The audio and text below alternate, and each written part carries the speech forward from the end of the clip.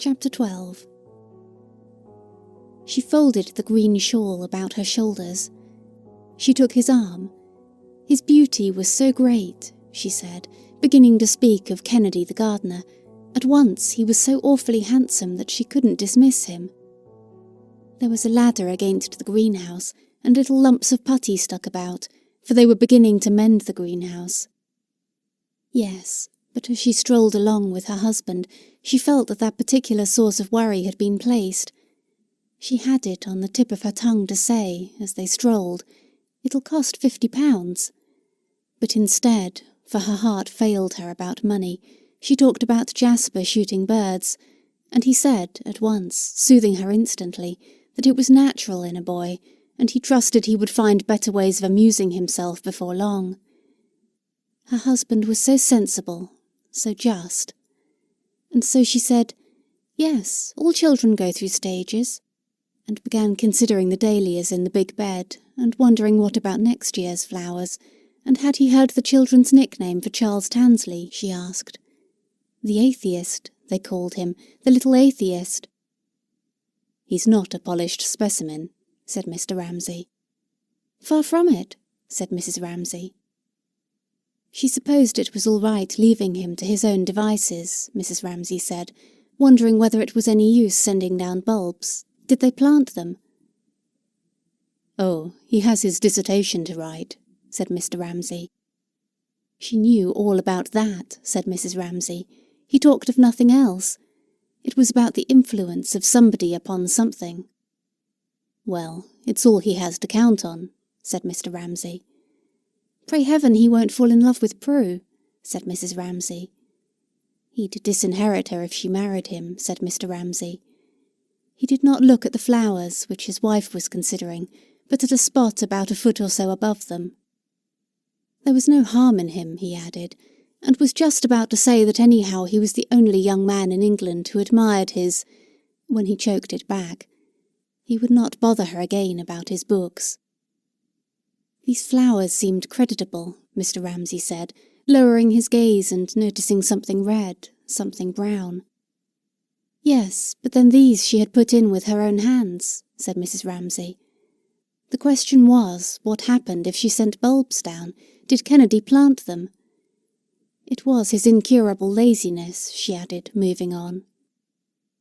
If she stood over him all day long with a spade in her hand, he did sometimes do a stroke of work.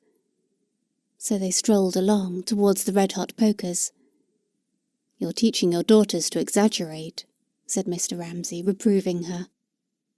Her Aunt Camilla was far worse than she was, Mrs. Ramsay remarked. "Nobody ever held up your Aunt Camilla as a model of virtue that I'm aware of," said Mr. Ramsay. "She was the most beautiful woman I ever saw," said Mrs. Ramsay. "Somebody else was that," said Mr. Ramsay. "Prue was going to be far more beautiful than she was," said Mrs. Ramsay. "He saw no trace of it," said Mr. Ramsay. "Well then, look tonight," said Mrs. Ramsay. They paused. He wished Andrew could be induced to work harder. He would lose every chance of a scholarship if he didn't. "Oh, scholarships," she said. Mr. Ramsay thought her foolish for saying that, about a serious thing like a scholarship. He should be very proud of Andrew if he got a scholarship, he said. She would be just as proud of him if he didn't, she answered. They disagreed always about this, but it did not matter. She liked him to believe in scholarships, and he liked her to be proud of Andrew whatever he did. Suddenly she remembered those little paths on the edge of the cliffs. "Wasn't it late?" she asked. "They hadn't come home yet." He flicked his watch carelessly open, but it was only just past 7. He held his watch open for a moment, deciding that he would tell her what he had felt on the terrace. To begin with, it was not reasonable to be so nervous. Andrew could look after himself. Then, he wanted to tell her that when he was walking on the terrace just now. Here he became uncomfortable, as if he were breaking into that solitude, that aloofness, that remoteness of hers. But she pressed him. What had he wanted to tell her, she asked, thinking it was about going to the lighthouse, that he was sorry he had said, "Damn you." But no, he did not like to see her look so sad, he said. "Only wool gathering," she protested, flushing a little. They both felt uncomfortable, as if they did not know whether to go on or go back. She had been reading fairy tales to James, she said. No, they could not share that. They could not say that. They had reached the gap between the two clumps of red-hot pokers, and there was the lighthouse again, but she would not let herself look at it. Had she known that he was looking at her, she thought, she would not have let herself sit there thinking. She disliked anything that reminded her that she had been seen sitting thinking. So she looked over her shoulder at the town. The lights were rippling and running as if they were drops of silver water held firm in a wind. And all the poverty, all the suffering had turned to that, Mrs. Ramsay thought. The lights of the town, and of the harbour, and of the boats seemed like a phantom net floating there to mark something which had sunk. Well, if he could not share her thoughts, Mr. Ramsay said to himself, he would be off then, on his own. He wanted to go on thinking, telling himself the story how Hume was stuck in a bog. He wanted to laugh. But first, it was nonsense to be anxious about Andrew. When he was Andrew's age, he used to walk about the country all day long, with nothing but a biscuit in his pocket, and nobody bothered about him or thought that he had fallen over a cliff. He said aloud he thought he would be off for a day's walk, if the weather held. He had had about enough of Banks and of Carmichael. He would like a little solitude. Yes, she said. It annoyed him that she did not protest. She knew that he would never do it. He was too old now to walk all day long with a biscuit in his pocket. She worried about the boys, but not about him. Years ago, before he had married, he thought, looking across the bay, as they stood between the clumps of red-hot pokers, he had walked all day. He had made a meal of bread and cheese in a public house. He had worked 10 hours at a stretch. An old woman just popped her head in now and again and saw to the fire. That was the country he liked best. Over there, those sandhills dwindling away into darkness. One could walk all day without meeting a soul. There was not a house scarcely, not a single village for miles on end. One could worry things out alone. There were little sandy beaches where no one had been since the beginning of time. The seals sat up and looked at you. It sometimes seemed to him that in a little house out there, alone— He broke off, sighing. He had no right. The father of 8 children, he reminded himself. And he would have been a beast and a cur to wish a single thing altered. Andrew would be a better man than he had been. Prue would be a beauty, her mother said. They would stem the flood a bit. That was a good bit of work on the whole, his 8 children. They showed he did not damn the poor little universe entirely, for, on an evening like this, he thought, looking at the land dwindling away, the little island seemed pathetically small, half swallowed up in the sea. "Poor little place," he murmured with a sigh. She heard him. He said the most melancholy things, but she noticed that directly he had said them, he always seemed more cheerful than usual. All this phrase-making was a game, she thought, for if she had said half what he said, she would have blown her brains out by now.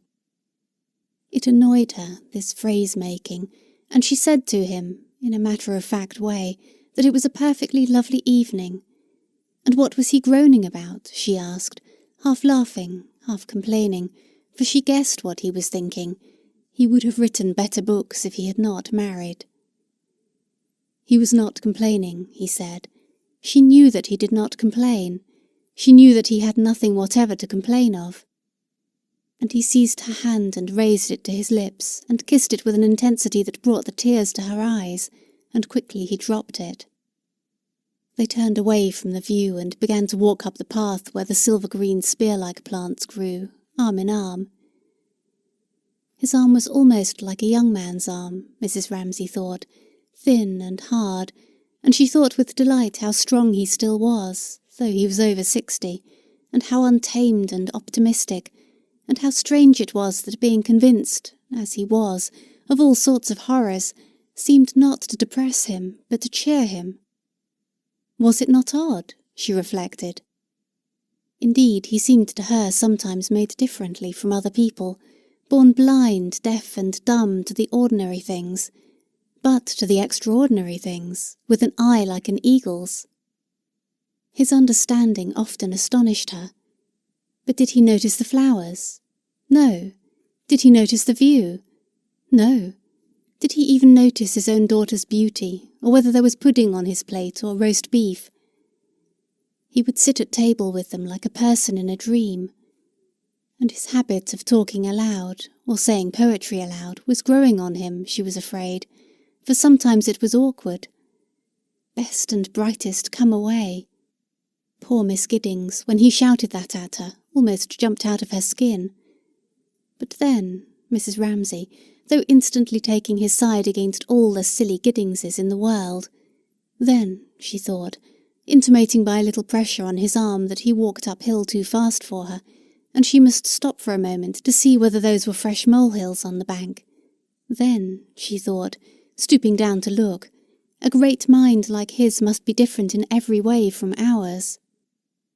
All the great men she had ever known, she thought, deciding that a rabbit must have got in, were like that, and it was good for young men, though the atmosphere of lecture-rooms was stuffy and depressing to her beyond endurance almost, simply to hear him, simply to look at him. But without shooting rabbits, how was one to keep them down, she wondered. It might be a rabbit, it might be a mole. Some creature anyhow was ruining her evening primroses. And looking up, she saw above the thin trees the first pulse of the full-throbbing star, and wanted to make her husband look at it, for the sight gave her such keen pleasure. But she stopped herself. He never looked at things. If he did, all he would say would be, "Poor little world," with one of his sighs. At that moment he said, "Very fine," to please her, and pretended to admire the flowers. But she knew quite well that he did not admire them, or even realized that they were there. It was only to please her. Ah, but was that not Lily Briscoe strolling along with William Banks? She focused her short-sighted eyes upon the backs of a retreating couple. Yes, indeed it was. Did that not mean that they would marry? Yes, it must. What an admirable idea. They must marry.